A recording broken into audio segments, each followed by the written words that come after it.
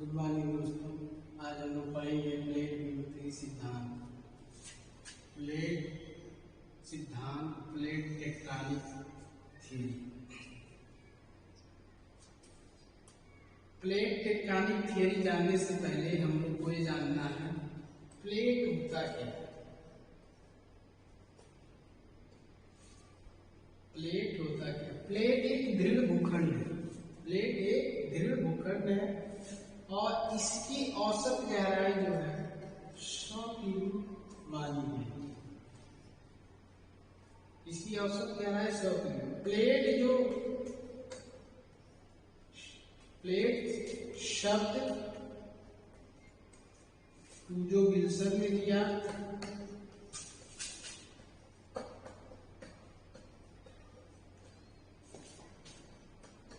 Plate विवर्तकी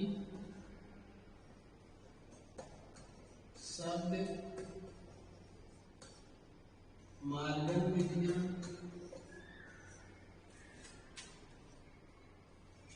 plate विवर्तकी सिद्धांत 1962 ईस्वी में हैरी हेस महोदय ने इस सिद्धांत को प्रतिपादित किया।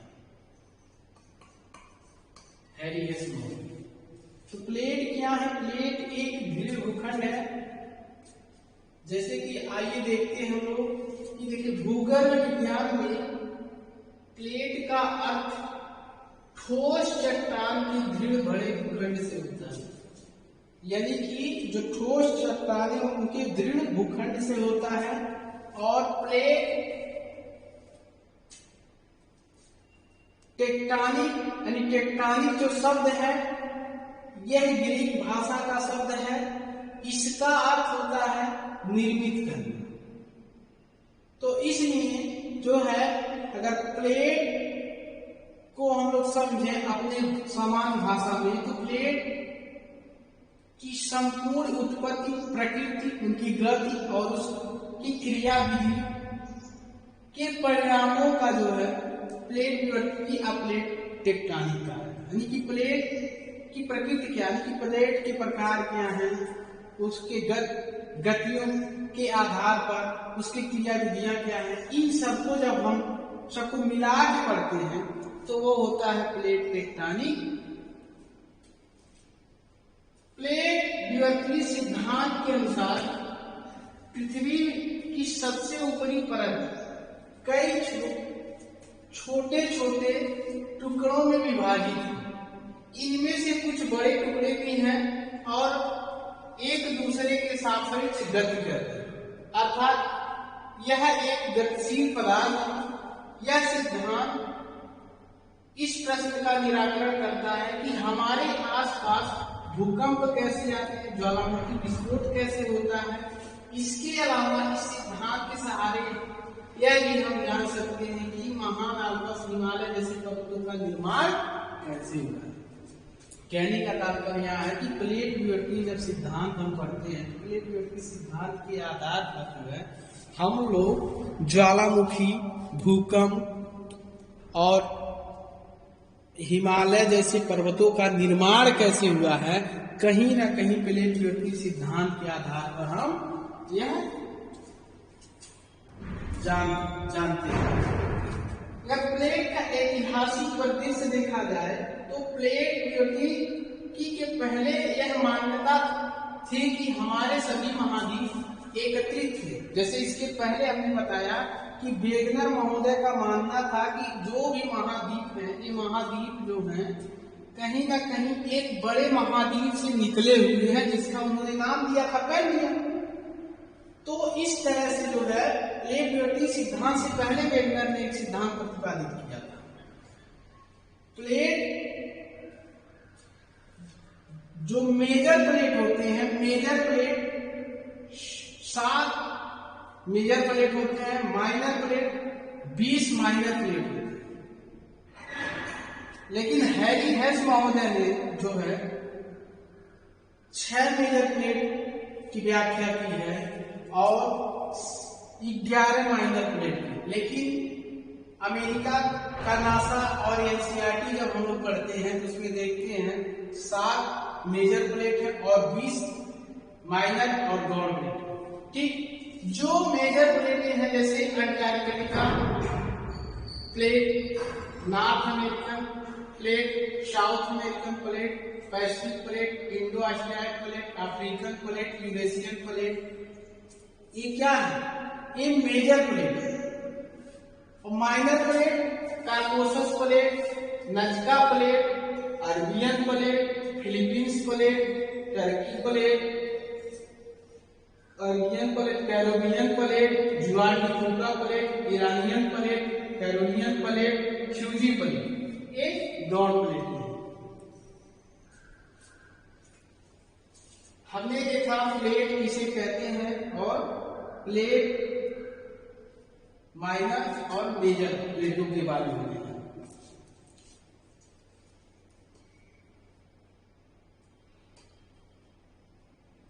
तो देखिए ये जो प्लेट है ये बड़ी प्लेट है, नॉर्थ अमेरिकन प्लेट, ये नॉर्थ अमेरिकन प्लेट, उसी तरह से ये पैसिफिक प्लेट,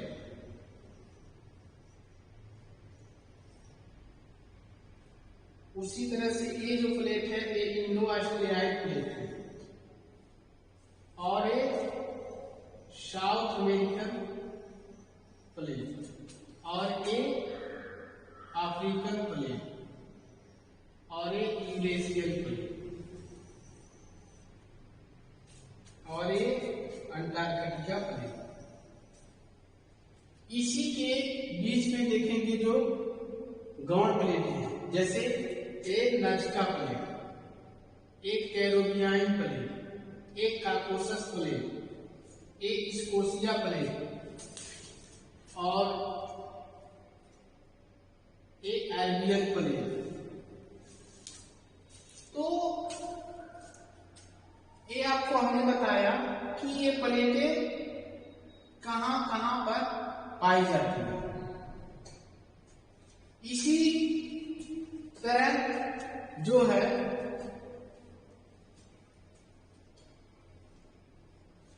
तीन प्रकार की प्लेट सीमांत की पहचान की गई, यानी प्लेटों के गति के आधार पर जो है प्लेट सीमांत की 3 तरह की पहचान की गई। प्लेटों की गति कैसे होती है, जैसे हम आपको बताए हैं कि जो पृथ्वी है इस पृथ्वी के आंतरिक भाग यानी आंतरिक संरचना के बारे में हम पढ़ रहे थे, तो उसमें हमने बताया कि क्रस्ट मेंटल की बात की। तो क्रस्ट मेंटल की बात की तो मेंटल के ऊपरी परत में जो है क्या है, मैग्मा पाया जाता है। मेंटल के ऊपरी परत में मैग्मा पाया जाता है। ठीक, और जब ये मैग्मा पाया जाता है क्योंकि पृथ्वी के आंतरिक भाग में जो है रेडियो एक्टिव पदार्थ पाया जाता है। पृथ्वी के आंतरिक भाग में जो है रेडियो एक्टिव पदार्थ पाए जाते हैं। इन पदार्थों के कारण जो है इस पृथ्वी के आंतरिक भाग में जो है संवहन तरंगे चलती है, संवहन तरंगे चलती है। इन संवहन तरंगों के आधार पर जो है प्लेट क्या करते हैं, मूवमेंट करते हैं, गति करते हैं। और जब गति करते हैं उन्हीं गतियों के आधार पर 3 प्रकार के प्लेट सीमांत बताए गए हैं। जो पहला है रचनात्मक प्लेट सीमा, अपसारी प्लेट सीमा भी इसको बोलते हैं। दूसरा है विनाशी प्लेट सीमा, अभिसरण प्लेट सीमा भी बोलते हैं। तीसरा है परिवर्तित प्लेट सीमा, समलक्षी प्लेट सीमा भी इसको बोलते हैं। रचनात्मक प्लेट सीमा अथवा अपसरण प्लेट सीमा, यह सीमाएं वहां बनती हैं जहां 2 प्लेट एक दूसरे से दूर जा रही है, यानी कि जो 2 प्लेटें हैं यह एक दूसरे से दूर जा रहे हैं, एक दूसरे से दूर जा रहे हैं। ठीक, उस जगह पे रचनात्मक प्लेट सीमा बनती है और इनके दूर जाने से नए क्रस्ट का निर्माण होता है। संभवतः मध्य अटलांटिक तट इस प्रकार की सीमा का सर्वश्रेष्ठ उदाहरण है। इसे अपसरण प्लेट सीमा भी कहते हैं, जो अपसरण क्षेत्र का प्रतिनिधित्व करती है। इसका स्थान मध्य सागरीय कटक होता है, जहां पदार्थ लगातार बनते और जुड़ते रहते हैं और बेसाल्टिक लावा के रूप में गलित पदार्थ महासागरीय कटकों के चारों ओर फैलते रहते हैं। इस लावा के ठंडा होने से लगातार समस्तर बने नए क्रस्ट का निर्माण, यानी कि रचनात्मक, कहने का तात्पर्य यहाँ है कि रचनात्मक प्लेट सीमा, यानी इस जहां दो प्लेट एक दूसरे के विपरीत जाते हैं, उस प्लेट सीमा को हम रचनात्मक प्लेट सीमा कहते हैं। देखिए यहाँ अगर ये प्लेट है, ये दूसरी प्लेट है, तो इधर जा रही है और ये इधर जा रही है, ठीक, इसे हम रचनात्मक प्लेट सीमा बोलते हैं। दूसरा है विनाशात्मक प्लेट सीमा अथवा अभिसारी प्लेट सीमा। अभिसारी प्लेट सीमाओं के किनारे का क्रस्ट विनाशी या पुनर्चक्रण होता है। इसमें प्लेट एक दूसरे की ओर आगे बढ़ती है, एक दूसरे के पास आती है। इसमें प्लेट क्या एक दूसरे के पास आती है, एक दूसरे के पास आती है। इस कारण से इसे विनाशात्मक प्लेट कहा जाता है। प्रायः एक प्लेट का दूसरी प्लेट के नीचे निक्षेपण होता है। जैसे जब एक दूसरे के पास आते हैं, जैसे ये प्लेट क्या है, एक दूसरे के पास आ रहे हैं, ठीक। और जब एक दूसरे के पास आएंगे तो एक दूसरे के पास आने के कारण जो है एक प्लेट क्या होगा, नीचे चला जाएगा। और जब सबडक्शन हो जाएगा तो ये जो पदार्थ नीचे गया है, क्योंकि यहाँ हमने बताया कि मेंटल के ऊपरी भाग में द्रवित पदार्थ पाया जाता है, मैग्मा पाया जाता है, और इस कारण से जो है इसका जो पदार्थ है ये मेल्टिंग होने लगता है। मेल्टिंग यानी कहने का तात्पर्य है ये पिघल जाता है।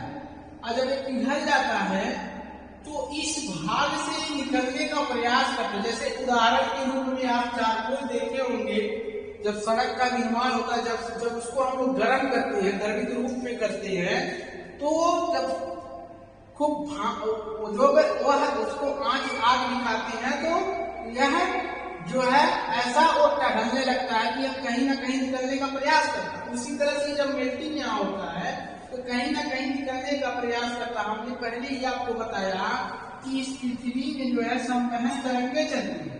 क्यों चलती है? रेडियो एक्टिव पदार्थ होने के कारण संवहन तरंगे चलती है। इन संवहन तरंगों के आधार पर प्लेट जो हम मूवमेंट करते हैं, गति करते हैं। जब संवहन तरंगे ऐसे चल रही है तो प्लेट क्या होगा, ये इसका दिशा इधर होगा, और इधर अगर चल रही है तो प्लेट अगर इस पे स्थिर है तो इसका दिशा इधर होगा। उसी तरह से जो है एक प्लेट इधर है तो इसका दिशा इधर होगा। उसी तरह से अगर एक प्लेट इधर है तो इसका दिशा इधर होगा। ध्यान से देखिएगा, यहाँ समझिएगा कि अगर इसकी दिशा इधर है और इसकी दिशा इधर है तो कहीं ना कहीं क्या हो रहा है, यहाँ रचनात्मक सीमा बन रहा है कि नहीं बन रहा है, क्योंकि ये एक दूसरे के विपरीत जा रहे हैं। लेकिन एक दूसरे के विपरीत यहाँ जा रहे हैं तो कहीं एक दूसरे के पास भी जा रहे हैं। यहाँ देखिए इधर जा रहा है, इधर आ रहा है, एक दूसरे के पास जा रहे हैं, इसलिए यहाँ विनाशात्मक सीमा बन रहा है। तो जब यहाँ एक दूसरे के विपरीत जा रहे हैं, क्योंकि इन संवहन तरंगों के आधार पर जो द्रवित पदार्थ होता है ऊपर निकलने का प्रयास करता है। और जब कहीं जो हमारा भूखंड है जब कहीं कमजोर पाता है तो वहां से ये जो है क्या करता है, तोड़कर ऊपर निकल जाता है। तो इसलिए ज्वालामुखी का उद्गार होता है। तो इस कारण से जो है जब यहाँ देखिए एक दूसरे के पास प्लेटें आ रही हैं तो क्या एक दूसरे से जब टकराएंगी तो इनमें कंपन पैदा होगा। जब कंपन पैदा होगा तो कंपन को ही कहते हैं, क्या हम कहते हैं, जब कंपन पैदा होगा तो हम कहते हैं भूकंप आ गया। ठीक, तो इस कारण से जो है प्लेट गति सिद्धांत जो है हमको ज्वालामुखी, भूकंप और पर्वत पठार निर्माण में बहुत सहायता प्रदान करता है, जानने में बहुत मदद करता है। ठीक, तो एक हमने बताया कि दूसरा जो है विनाशात्मक प्लेट किनारा, तीसरा जो है तीसरा संरक्षित प्लेट किनारे अथवा परवर्ती किनारे। जब दो प्लेट एक दूसरे के सामने क्षैतिज रूप से फिसलती हैं तो हम इसे परिवर्ती प्लेट सीमा कहते हैं। यानी कि कहने का तात्पर्य यहाँ ये है, अगर एक प्लेट ए है और एक प्लेट ए है, दो प्लेटें हैं, ये प्लेट जो है इधर की मूवमेंट कर रही है, ये प्लेट इधर की, तो ये क्या क्षैतिज रूप से एक दूसरे के आमने सामने क्या कर रही है, मूवमेंट कर रही है। तो जब ये मूवमेंट करती है तो इसे हम जो है शियर प्लेट बाउंड्री भी कहते हैं, इसे हम शियर प्लेट बाउंड्री भी कहते हैं। इसमें ना तो किसी क्रस्ट का निर्माण होता है ना ही विनाश होता है। कनाडा के भौतिकविद जेटी विल्सन ने सर्वप्रथम इस प्रकार की प्लेट सीमा का प्रतिपादन किया था। अधिकतर पर्वतीय प्लेट सीमाएं भ्रंश समुद्री तल पर पाए जाते हैं। वह प्राचर फैलते हुए कटकों के आसपास सक्रिय रहते हैं या किसी प्लेट के किनारे पर गद को सहारा देते हैं और छिछले भूकंप का कारण बनते हैं।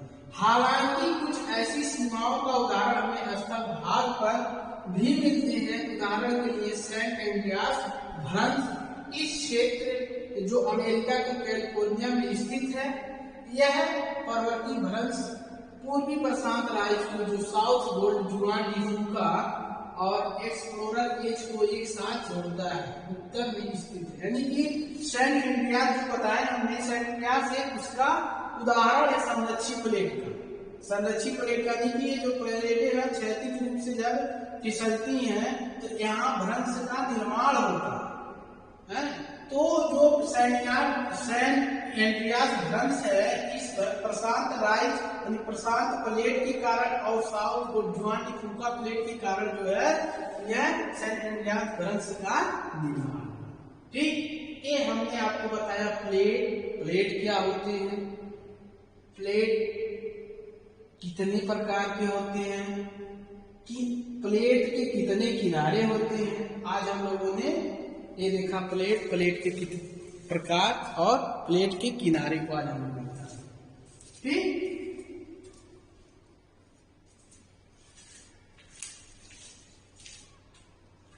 अब हम लोग नेक्स्ट सेशन में जो है